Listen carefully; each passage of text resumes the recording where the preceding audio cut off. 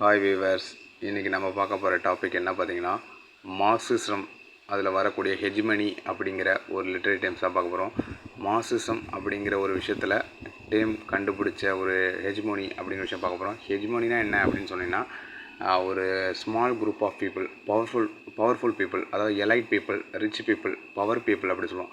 அவங்களாம் என்ன பண்ணுவாங்கன்னா, தனக்கு கீழே இருக்கிற காமன் பீப்புளை டாமினேட் பண்ணுவாங்க, அடிமையாக வச்சுப்பாங்க. எப்படின்னா ஐடியாலஜிக்கலாகவும் சரி, கல்ச்சர் வைஸாகவும் சரி, ஒரு விஷயத்தை உருவாக்காங்க.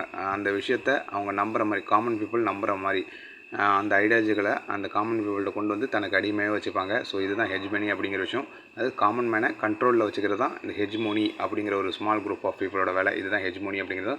ஸோ அதே இடத்துல இந்த மார்க்சிசம் ஹெஜ்மோனி அப்படின்னு பார்க்கும்போது என்னென்னா, இந்த மார்க்சிஸ்டில் யூஸ் பண்ணக்கூடிய ஹெஜ்மனி அப்படின்னு பார்க்கும்போது என்னென்னா, ஒருத்தவங்க மட்டும் ஒரே நேரத்தில் லீடர்ஷிப்பாக இருக்கக்கூடாது. எல்லாருமே என்ன பண்ணணும்னா லீடர்ஷிப்பாக மாறணும். ஒவ்வொரு டைம் வரும்போது ஒருத்தவங்க எல்லாருமே பார்த்திங்கன்னா லீடர்ஷிப் வந்துக்கிட்டே இருக்கணும், சரிசமமாக நடந்துக்கணும் எல்லா விஷயத்துலையும் அப்படிங்கிற விஷயத்தை தான் இந்த மார்க்சிசம் ஹெஜ்மோனி அப்படிங்கிற விஷயம் சொல்கிறது. ஹெஜ்மோனிங்கிற வார்த்தை டாமினேட் பண்ணுறது காமன் மேனை, ஒரு ரிச் பவர்ஃபுல் பீப்புள் டாமினேட் பண்ணுறது. அதே மார்க்சிசமில் ஹெஜ்மோனி அப்படிங்கிற விஷயம் பயன்படுத்தும் போது ஒரு அது ஒரு டைமில் நீ லீடராக இருந்துக்க, இன்னொரு டைமில் இன்னொருத்தன் லீடராக இருக்கட்டும், ஒரு 10 டைம்ஸ் ஒருத்தவங்க லீடராக சேஞ்ச் பண்ணிக்கலாம். பவர்ஃபுல்லாக மற்ற மாரி ஷேர் பண்ணிக்கணும். அந்த பவரான ஒரு விஷயத்தை டாமினேட் பண்ணுறதா இருந்தாலும் எதாக இருந்தாலும் ஷேர் பண்ணிக்கணும், ஈக்குவலாக இருக்கணும் அப்படின்னு சொல்கிறது தான் இந்த மார்க்சிஸ்ட் ஹெஜ்மனி அப்படிங்கிற விஷயம்.